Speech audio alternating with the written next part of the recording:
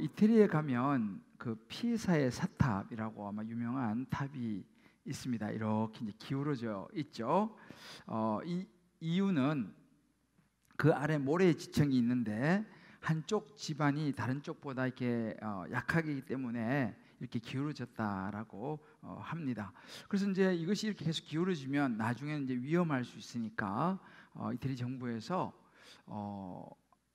이 보강 공사를 한 10년을 들여가지고 그것도 막대한 자금을 들여서 이제 공사를 했다고 합니다. 그래서 다시 2001년부터 일반인에게 다시 이제 개방을 했다고 하는 이야기를 들었습니다. 이렇게 이 기울어진 이런 마음, 그 피사사타를 보면서 우리의 마음도 그러하겠구나라는 생각을 해보았습니다. 마음을 어떤 것에 우리가 빼앗겨서 균형을 잃어버리면 우리 마음이 이렇게 기울어지고 잘못하면 위험에 처할 수도 있다라는 사실이죠. 그러니까 우리 마음도 그런 부분이 있다면 더 위험해지기 전에 보수를 해야 한다라는 것입니다. 한 그 마음 훈련에 나는 종종 어떤 것에 마음을 빼앗기나요? 라고 하는 글귀를 보았습니다. 그런 생각을 해봤습니다. 나는 요즘 어떤 것에 마음을 종종 빼앗기는가? 우리가 생각해 볼 꼭 필요한 부분이라고 생각합니다. 이제 우리는 천국을 향하여 가는 이 믿음 여행을 지금 저와 여러분이 하고 있는데, 천국으로 가는 이 믿음 여행에서 어찌 보면 우리의 걸림돌이 될 수 있는, 믿음 여행의 걸림돌이 될 수 있는 기울어진 마음, 그래서 위험해진 그런 우리 마음은 혹시 없는지 오늘 특별히 이 시간 한번 돌아보면서 여러분 각자의 상황과 여러 가지 살아가는 그런 환경이 다 다르지 않습니까? 그러나 그 가운데 저와 여러분 한 분 한 분에게 성령께서 꼭 돌아보아야 될 기울어진 마음을 보게 해주시고 깨닫게 해주시고 또 성령께서 회복으로의 음성을 들려주실 수 있게 되기를 주님의 이름으로 축복합니다.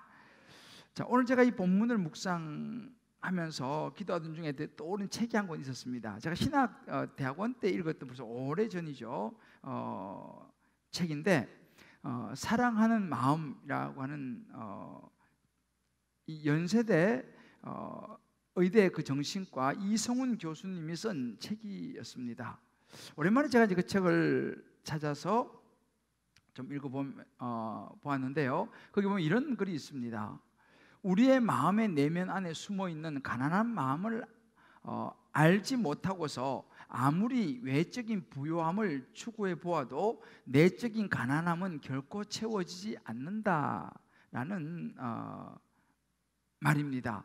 뭐 조금 좀 어렵게 느껴지는데, 쉽게 말하면 우리 안에 숨어있는 이 가난한 마음, 어찌 보면 이 결핍이라고 말할 수 있는데 채워지지 않는 그 부분, 그걸 모르고 외적인 것을 아무리 추구해도 내적인 그 마음이 채워지지 않는다라는 것이죠. 그러니까 마음의 건강입니다. 마음이 채워져야 비로소 우리는 행복함을 느낄 수 있다라는 것이죠. 자, 그렇다면 우리의 마음 속에 있는 가난한 마음, 이 어떤 결핍을 채워줄 수 있는 것은 그럼 무엇이겠습니까? 성경은 사랑이라고 이야기합니다. 하나님은 우리를 창조하실 때에 하나님의 형상대로 우리를 창조해서 하나님의 본질적인 속성이 무엇입니까? 여기에 나와 있죠. 하나님은 사랑이십니다. 여기도 보면 God is love.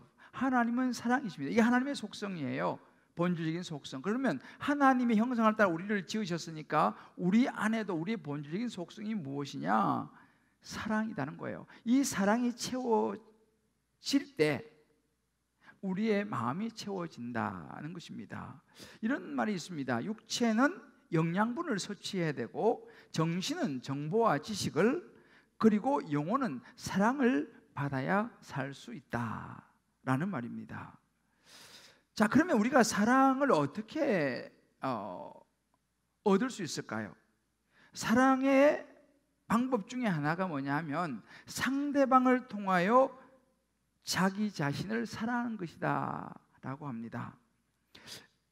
그래서 많은 사람들은요, 사랑을 상대방을 통해서 나의 사랑을 채우고 싶어 한다는 것이죠. 그래서 일반적으로 어떻게 나타나냐면 내게 부족하고 없는 부분, 그래서 그것을 채워줄 수 있는, 그리고 그것을 가지고 있는 사람을 보면 그 사람을 사랑하게 된다는 거예요. 아, 저 사람 만나면 내가 행복하겠구나. 그래서 우리 젊은 남자들도 보면 이제 그렇게 해서 서로 만나고, 부부들도 이제 그렇게 해서 서로 이제 만나는 것이죠. 저 사람 만나면 내가 내 이 사랑의 마음이 채워지겠지라는 생각이죠. 이 심리학에서는 이 부분을 이렇게 얘기합니다. 상대방의 어떠한 성격이나 속성을 통해 자신의 부족을 채우려는 환상이다, 이렇게 말합니다. 이것은 환상이다. 왜냐하면 그렇게 생각하고 결혼도 하고 이렇게 해보지만 막상 결혼하고 나면 그것이 그렇지 않는 경우가 많다, 뭐 이런 이야기인 것이죠. 그러니까 다른 말로 하면 기울어진 마음입니다. 예를 이런 거죠. 이제 우리가 보통 사람들 만나는 걸 보면요, 이 대인 관계에 좀 자신이 없고 좀 어색한 사람들은요, 유머와 재치가 있는 사람을 좋아한다 그래요. 아, 저 사람 만나면 좋겠다. 자기 삶이 좀 생활 좀 무질서한 사람은요, 이런 좀 깔끔한 사람을 좋아하고, 또 반대로 너무 막 자기를 내놓고 막 떠드는 이런 사람들은요, 좀 차분한 사람을 좋아하고, 또 막 깔끔하고 좀 이렇게 냉정한 사람은 반대로 좀 다소 자유스럽고 거침이 없는 이런 사람들을 좋아한다고 합니다. 왜요? 그런 사람을 보면 나를 채워줄 수 있을 것 같고 내 사랑이 찰 것 같으니까죠. 오늘 성경에 나온 이삭을 보면요, 이삭은 소심하고 겁도 많고 그래서 좋게 말하면 양보도 잘하고 온순한 그런 사람이었습니다. 그래서 들에서 묵상하면서 조용히 기다리는 그런 스타일이에요. 자기 아내 리브가를 기다릴 때도 들에서 묵상하다가 눈을 들어서 이제 보는 장면이죠. 이 이삭의 삶을 쭉 들여다보면 눈에 보이지 않지만 상처도 있었을 것이다, 우리 생각해 볼 수 있습니다. 왜냐하면 자기 아버지 아브라함이 하나님의 말씀을 듣고 순종해서 이 아들 이삭을 데리고 모리아산으로 가서 하나님의 제단의 제물로 바치려고 했었죠. 이삭이 마침내 칼을 들어서 내려치려고 할 때 하나님께서 멈추라고 말씀하셨던 그런 기억이 이삭의 마음속에 있었을 것입니다. 그런 과정을 통해서 아버지의 믿음이 얼마나 대단한 것도 보았겠습니다마는, 그러나 그 소년의 때에 얼마나 두려웠겠습니까? 그러다 보니까 이 이삭의 마음에는 알게 모르게 그런 여러 가지 성격이 형성되어지고 두려움도 있지 않았을까 생각해 봅니다. 그런데요, 그의 맏아들 에서를 보니까 에서는 자기하고 다른 거예요. 자기는 좀 소심한데 너무 활달한 거예요. 씩씩한 거예요. 용감한 거예요. 남자다웠습니다. 그 창세기 25장 27절에 보게 되면 이 에서는 익숙한 사냥꾼인 거로 들 사람이 되고, 전에 말씀드렸죠, 상당히 사교성도 있고 사회적으로도 아주 이렇게 정말 잘 나가는 그런 성격 인물이 에서였습니다. 또 자기한테 너무 잘하잖아요. 또 짐승 잡아서 맛있는 별미를 가져다 오고, 요즘 말하면 선물도 많이 드리고, 그러니까 이 이삭이 에서가 너무 좋았던 것이죠. 자기에게 없는 것을 가지고 있으니까 말이죠. 그런데 반대로 둘째 야곱을 보니까, 야곱은요, 우리 창세기 25장 27절에 말합니다. 조용한 사람이었으므로 장막에 거주하였습니다. 이 야곱은요, 이렇게 활달하지 않았습니다. 조용하고 그냥 집에서 가축 치면서 엄마 도와서 가사 일을 하는, 어쩌면 좀 연약해 보이는 온순한 아들이 야곱이었어요. 누구의 모습이에요? 자기하고, 이삭이 보니까 자기하고 좀 많이 닮았거든요. 자, 이삭은 누구에게 마음이 더 갔을까요? 당연히 맏아들 에서죠. 자기에게 없는 거죠. 자기가 갖고 싶은, 야, 나도 좀 저렇게. 그러나 그것을 에서가 가지고 있는 것이죠. 자신의 부족을 채울 수 있는 아들 에서가 너무 좋았던 것입니다. 이게 바로 뭐냐? 기울어진 마음인 것이죠. 심지어 이것이 너무 마음이 기울어서 에서를 너무 좋아하다 보니까 심지어 하나님께서 말씀하시는 것도 잘 들리지 않습니다. 하나님께서 뭐라고 말씀하셨어요? 태어나기 전부터 큰 자가 작은 자로 섬길 것이다. 하나님의 구원의 역사는 둘째 이 야곱을 통해서 흘러가게 될 것이고, 영적인 장자의 축복은 야곱에게 흘러갈 것이라고 말씀했음에도 불구하고 에서는 이삭은요, 에서에게 너무 마음이 기울어져 있었어요. 그래서 하나님 말씀도 그냥 이렇게 옆으로 좀 제치고 인간적으로 몰래 에서 불러가지고 은밀하게 축복하려고 시도했던 것을 우린 지난주에 보았습니다. 위험하죠. 이렇게 기울어진 마음은 위험한 것입니다. 자, 반대로 그러면 부인 리브가는 어땠을까요? 부인 리브가는요, 반대로 아주 대장부였습니다. 여러분 기억나세요? 아브라함이 종 엘리에셀, 충성스러운 종 엘리에셀을 그 하란으로 보내가지고 자기 아들 이삭의 부인 며느리를 찾아서 오게 하죠.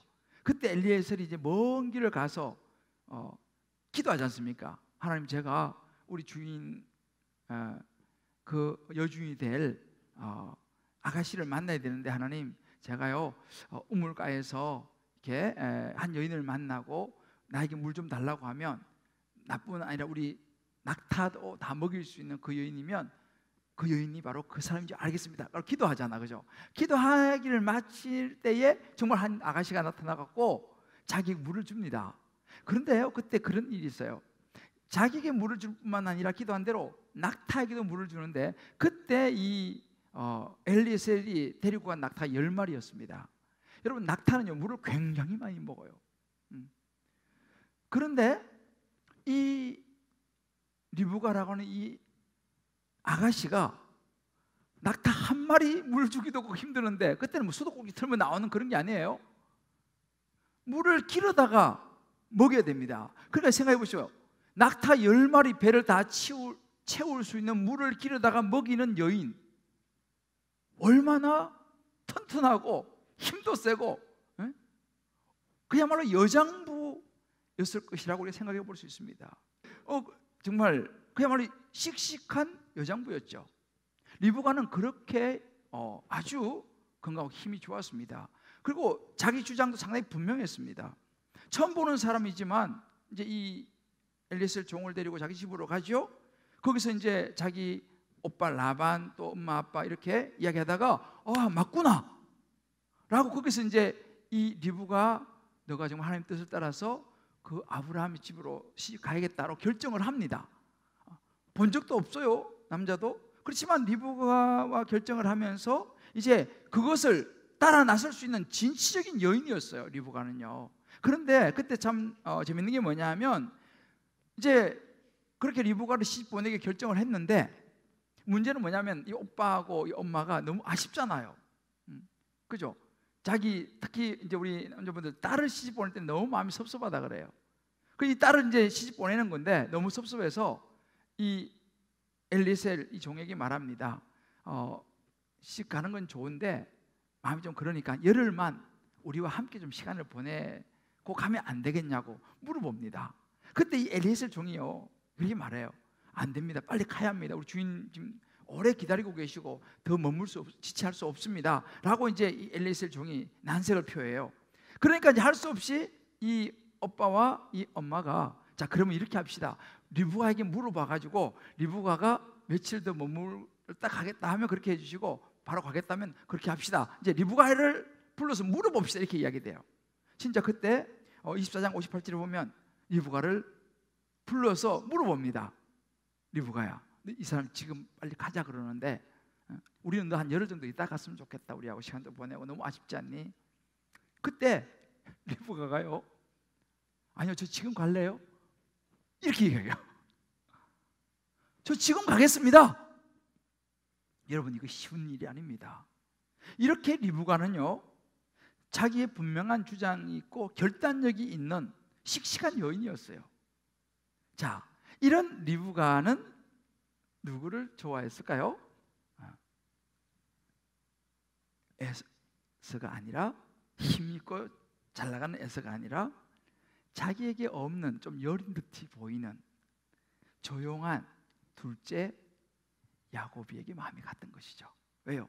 자기에게 없는 모습, 더군다나 형 에서에 비해서 약해 보이는, 엄마의 또 그 보호 본능이 또 물론 작용했겠지만 야곱이를 사랑합니다.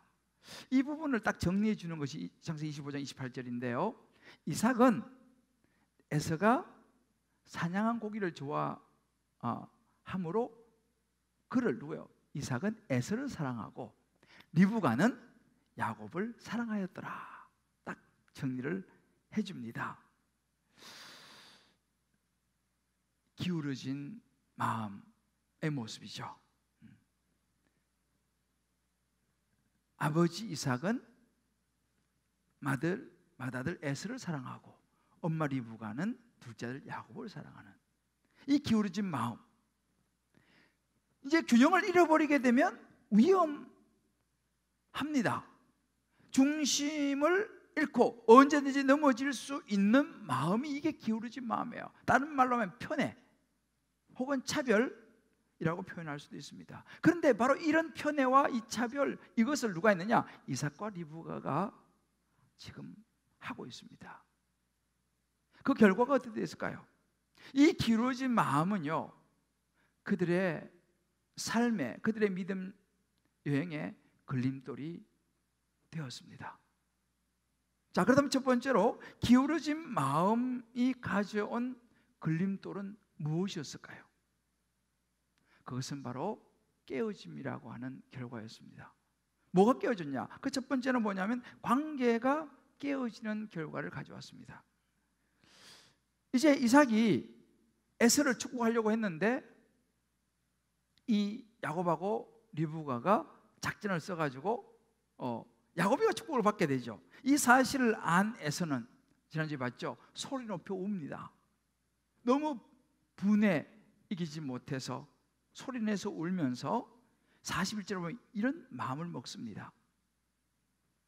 그의 아버지가 야곱에게 축복한 그 축복으로 말미암아 에서가 야곱을 미워합니다. 그러면서 이렇게 말해요. 심중에 이르기를 아버지를 곡할 때가 가까웠은즉, 이 말은 아버지가 돌아가실 때가 가까이 왔다는 거예요. 아버지가 돌아가실 때가 가까이 왔은즉 내가 아버지 돌아가시면 내 아우 야곱을 죽일 것이다 라고 결심을 해요. 엄청난 미움, 분노죠. 여러분 보십시오. 리브가의 이 편에 기울어진 마음, 이삭의 이 기울어진 마음의 결과가 바로 이 형제 간에 심지어 살인을 부르는, 결심하게 만드는 형제 사이 깊은 골을 만들고 다툼의 불씨가 되고 말았습니다. 형제 간의 관계가 완전히 깨져 버린 것이죠. 그럼 이것을 보는 부부는 어땠을까요? 역시 부부의 사이에도 보이지 않는 금이 가게 되면서 신뢰가 무너지게 되는 그런 결과를 가지고 오고 말았습니다. 이것이 바로 기울어진 마음의 결과였습니다. 여러분, 우리가 이렇게 이 깨어진 이 관계는요, 우리의 이 믿음 여행, 다른 말 우리의 이 신앙생활, 또 우리 주변의 사람들에게 예수를 믿게 하고 복음을 전하는 일에도 걸림돌이 됩니다. 이 깨어진 관계 속에 사는 것은요, 예를 들어서 아무리 좋은 집에 살고 아무리 좋은 환경에 살아도요, 부부 사이의 마음이 깨어지고 나면요, 그건 지옥인 거예요. 지옥인 거예요. 왜요? 마음이 깨어져 버렸기 때문에. 그래서 보통 사람들이 이렇게 말을 합니다. 아유, 뭐 어차피 사람 사는 게 다 그렇지, 뭐 어떻게 다 잘하고 살아, 뭐 대충 이렇게 살다 가는 거지 뭐, 라고 이야기를 합니다. 여러분, 그러나 그것은 옳지 않은 생각입니다.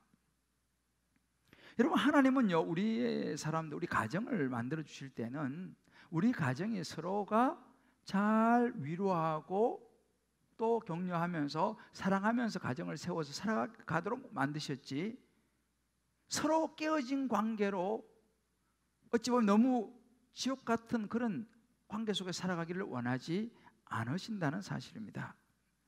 그건 하나님 바라시는 삶이 아니라는 거예요. 한 아이가 이렇게 말합니다. 엄마가 믿는 예수님 나는 싫어요. 왜 그런가 보니 이 아이가 엄마와 아빠가 계속 싸우는 모습을 보면서 한 말입니다. 엄마 아빠의 사이에 관계가 깨어진 것이죠. 그러니까 관계 깨어지니까 이 엄마는요, 불편한 남편이 너무 싫은 거예요. 같이 있고 싶지 않은 거죠. 그래서 엄마는 어디로 가냐면 교회 갑니다. 그래서 교회 생활만 열심히 합니다. 아빠하고는 부딪히지 않습니다. 그런 모습을 본 자기 아빠와 좋아하지 않고 깨어져서 교회만 가는 엄마의 모습을 보면서 그런 엄마가 믿는 예수님이 싫어진 것이죠. 여러분, 우리가 그렇습니다.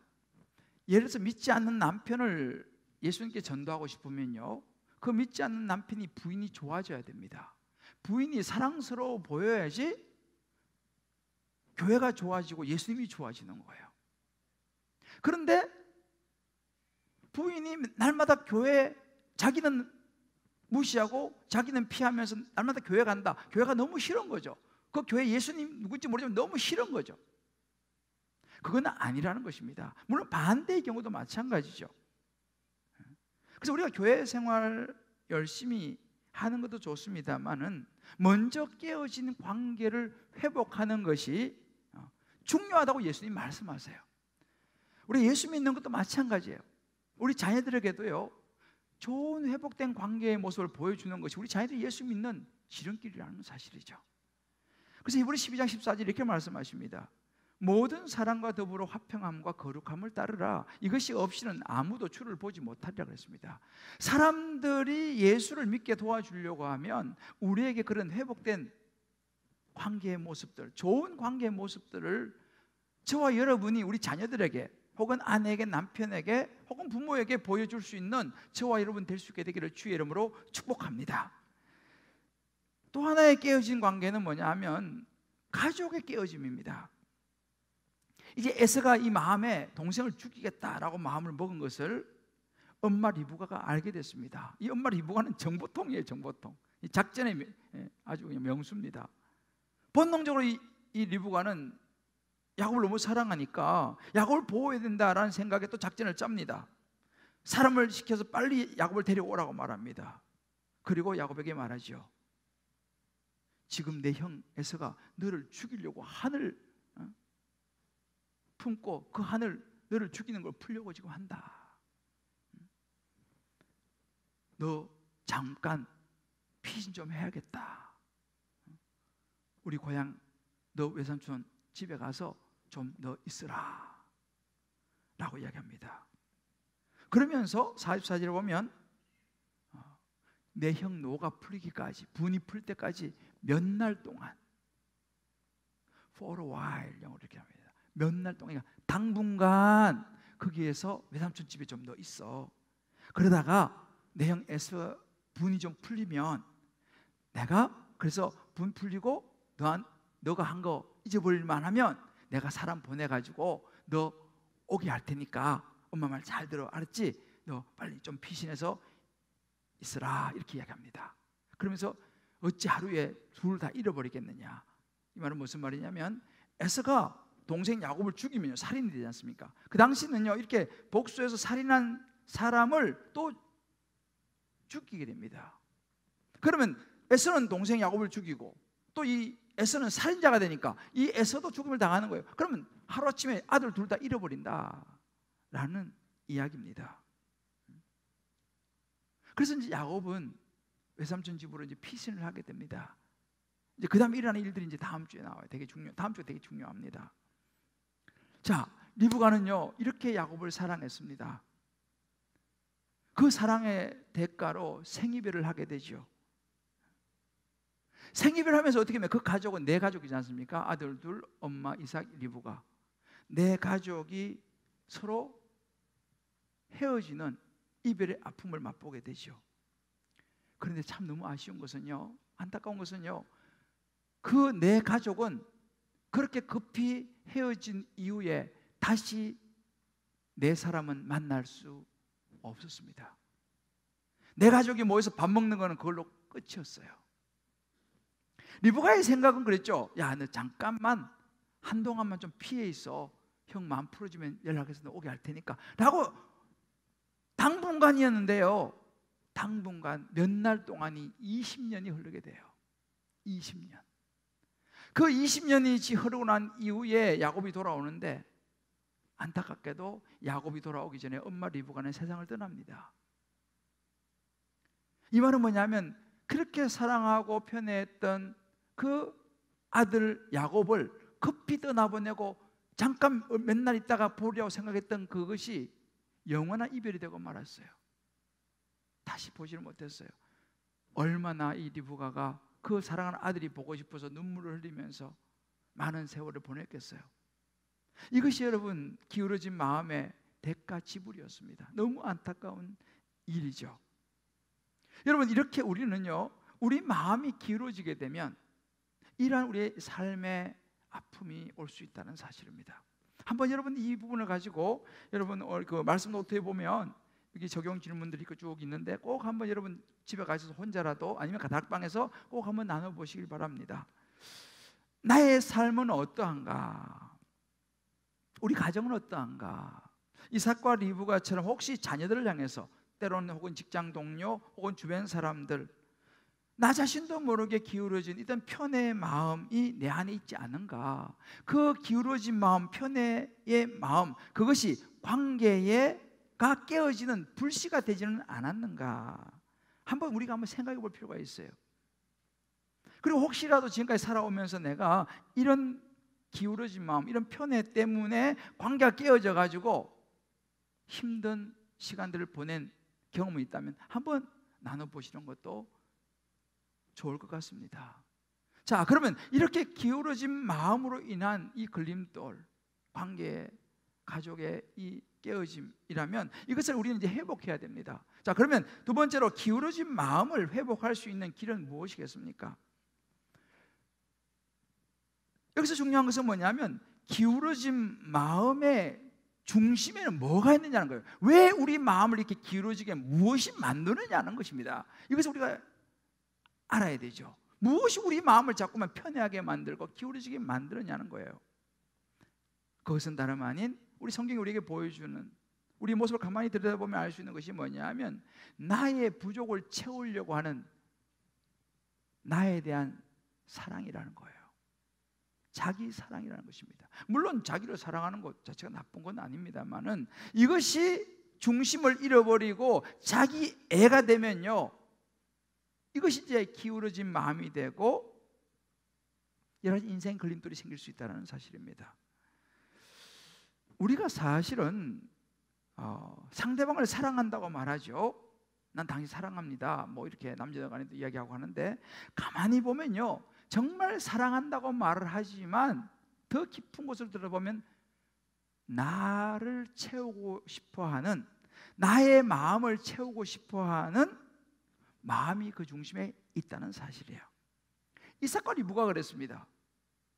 너무너무 둘 다 자기 아들들을 각자 사랑했지만 아낌없이 사랑한다고 말했겠죠. 야곱아, 나는 정말 너를 위해서 모든 걸 할 수 있어, 내가 책임질게, 막 이렇게 말하잖아, 그죠? 근데 정말 그 사랑이 그 상대방을 위한 것이었냐를 보면 결국은 누구를 위한, 나의 마음, 자기의 어떤 부족을, 자기의 사랑을 채우고자 하는 모습이었다는 것을 우리는 이삭과 리브가를 통해서 보게 됩니다. 이것이 바로 뭐냐? 우리 안에 있는 중심을 놓쳐버린 자기 사랑이 결국은 편애로 나타나게 되죠. 여러분, 생각보다 우리는요, 우리 자신을 너무 사랑합니다. 뭐 저도 마찬가지죠. 자기 사랑 말씀드린 것처럼 나쁜 건 아니지만 너무 자기를 사랑하다 보니까 중심을 잃어버리고 기울어지게 되면서 모든 사람들에게 무엇을 말합니까? 나에게 맞춰달라고 말해요. 아내는 남편한테 자기에게 맞춰달라. 남편은 아내에게 나한테 맞춰달라. 서로 자기에게 맞춰달라고 아우성을 치게 되는 것이죠. 말은 하지 않아도 결국은 자기 사랑입니다. 그리고 나에게 도움이 될 만한 사람을 찾고, 찾다가도 좀 도움이 안 된다 싶으면 거절해버리는, 우리 안에는 이 마음이 있습니다. 성경은 우리에게 정확하게 이야기해 줍니다. 디모데후서 3장 1절 이하로 보면 이렇게 말합니다. 너는 이것을 알아라. 말세에 고통하는 때가 이른다. 말세가 무엇입니까? 이제 세상의 마지막 때. 오늘 우리 이 세상에는요, 고통이 온다는 거예요. 어디서 고통이 무엇 때문에 옵니까? 사람들이 자기를 사랑하며, 돈을 사랑하며, 자랑하고 교만하고 비방하고, 부모를 거역하고 감사치 않고 거룩하지 않고 쭉 나갑니다. 그 첫 번째가 뭐예요? 왜 우리가 고통을 당하느냐? 자기 사랑이 너무 자기를 사랑하는 쪽으로 기울어져 버리기 때문에 거기서부터 고통이 시작된다는 거예요. 오늘 우리가 기울어진 마음에서 오는 인생의 걸림돌이 된다는 사실이죠. 그리고 돈이 등장합니다. 쭉 내려가다 보면요, 4절에 보면 이렇게 말합니다. 하나님을 사랑하는 것보다 더 사랑한다 그랬어요. 하나님을 사랑하면 더 사랑한다. 뭘요? 쾌락 사랑하기를. 쾌락이 뭡니까? 즐거움. 내가 좋아하는 거, 내가 하고 싶은 거, 이것을 하나님 사랑하는 것보다 더 사랑한다. 그런 시대가 온다라고 말합니다. 그것은 어디서 비롯됐느냐? 쭉 내려가면 6절에 보면 이렇게 말합니다. 욕심에 끌림 받아요. 그 중심에 들어가면 이제 욕심이 있는 거죠. 나를 사랑해, 내가 좋아하는 거. 여러분, 이것이 이제 이 디모데에게 바울이 이야기해 주는 분별해야 된다는 부분입니다. 여러분, 우리 신앙생활도 마찬가지입니다. 우리 신앙생활 하지만 하나님을 사랑한다고 말하지만 사실은 정작 우리 자신을 들여다보면요, 하나님보다 나를 사랑하는 경우가 참 많습니다. 그래서 하나님 말씀을 듣지만 정작은 내가 하고 싶은 대로 하는 거예요. 내가 좋아하는 거 하는 거예요. 왜요? 하나님 사랑한다고 말을 하지만 하나님보다 나를 더 사랑하기 때문에요. 그래서 신앙생활도 다 자기가 생각하는 바를 따라 신앙생활하는 경우가 참 많습니다. 뭐 하나님 사랑한다고 말은 하지만 사실은 자기 사랑하는 거죠. 자, 그러면 이렇게 기울어진 자기를 사랑하는 이 마음을 어떻게 하면 회복할 수 있을까요? 자기 사랑에 빠져버린 우리의 기울어진 마음을 회복하는 것은 자기 사랑을 조금 내려놓는 것입니다. 그리고 상대방을 이해하고 받아주는 쪽으로 가면 균형이 다시 잡힐 수 있게 되겠죠. 그런데 그렇게 내 자신 사랑을 조금 내려놓고 상대방을 이해하고 받아주기 위해서는 무엇보다 알아야 될 것이 하나가 있어요. 그것은 우리의 존재, 저와 여러분의 안에 있는 마음의 속성에는요, 자기를 사랑할 수밖에 없는 존재라는 사실을 내가 인정해야 한다는 사실입니다. 어차피 나는 나밖에는 사랑하지 못한다는 사실을, 내가 다른 사람을 사랑할 수 있는 힘이 없다는 사실을 인정해야 돼요. 이것이 인정이 안 되면요, 다른 사람, 자기 사랑을 내려놓을 수가 없고 다른 사람을 받아줄 수가 없습니다. 왜요?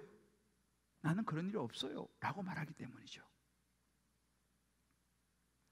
그래서 성경 우리에게 무엇을 보여주냐면, 하나님 앞에서 나는 어차피 편애할 수밖에 없는 죄성을 가진 죄인입니다. 내 안에는 이 편애의 죄, 나만을 사랑하고 싶은 이 죄의 속성이 내 안에 있다는 것을 인정을 하고 하나님 앞에서 그것을 내어놓고, 하나님, 제가 이런 존재입니다. 나를 도와주세요. 나는 사랑할 힘이 없는 존재입니다. 하나님 나를 도와주세요 라고 고백하면서부터 자기 사랑에 집중되어 있던 힘들이 조금씩 힘을 잃어간다는 사실입니다. 그러면 내 약함을 인정하는 것이 않습니다. 나는 그럴 힘이 없다. 내 약함을 인정하게 되면서 상대방이 보이기 시작한다는 사실입니다. 여러분, 성경에 이 베드로를 보시면요, 우리 이것을 좀 더 쉽게 이해할 수 있어요. 여러분, 베드로는요 예수님을 무척 사랑한다고 말했던 사람입니다. 수제자지 않습니까? 심지어 베드로는 마태복음 26장에 보면요, 예수님, 제가 예수님과 함께 죽을지언정 저 예수님 부인하지 않겠습니다 이렇게 말합니다. 목숨 내놓고 나 예수님 사랑합니다 이렇게 얘기하는 것이 지금요, 내가 죽더라도 나 예수님 사랑합니다. 굉장한 고백이죠. 그렇게 고백하면 예수님께서 뭐라고 말씀하실까요? 야, 역시 베드로 너밖에 없어. 너는 정말 충성스러운 내 제자야, 내 수제자야. 야, 멋있어. 이렇게 말씀하셔야 될 분위기지 않습니까? 목숨 걸고 사랑한다는데. 근데 예수님께서 말하자면 찬물을 확 끼얹는 말씀을 하세요. 베드로, 너 닭이 3번 울기 전에 나를 3번 배신할 거야 라고 이야기를 합니다. 좀 장단을 맞춰줘야 되는데 목숨 걸고 사랑한다는데 아니야, 너 나 배신할 거야 라고 대답을 하세요. 무슨 얘기입니까? 예수님이 베드로가 뭐 목숨 걸고 사랑한다고 말하지만 그 사랑은 결국 자기 사랑이라는 것을 예수님은 아셨어요. 그런 존재라는 걸 예수님이 아시는 거죠. 실제로 베드로는요, 예수님 목숨 걸고 사랑한다고 말을 하지만 그 속에 감추어진 자신의 어떤 열등감과 어떤 자신의 그런 그 약한 부분들을 사랑이라는 이름으로 덮어버리기를 시도했다는 사실입니다. 결국 예수님께서 잡히시던 날 밤에 있잖아요, 베드로의 마음은 들통나고 말았습니다. 목숨을 걸고 하나님 예수님 사랑한다고요? 어떻게 했습니까? 막상 자기의 목숨이 위태로워지니까 베드로가 3번이나 예수님을 부인하지 않습니까? 마지막에 저주까지 하며 부인합니다. 꺾여다기 울죠. 결국은 베드로 예수님을 목숨 걸고 사랑한다고 말은 했지만 결국 자기 사랑이었다는 것을 베드로가 깨닫고 밖에 나가서 통곡하며 눈물을 흘립니다. 이거밖에 내가 안 되는구나. 예수님이 십자가에 죽으셨고 다시 부활하셔서 어느 날 베드로를 찾아옵니다. 그리고 물으십니다.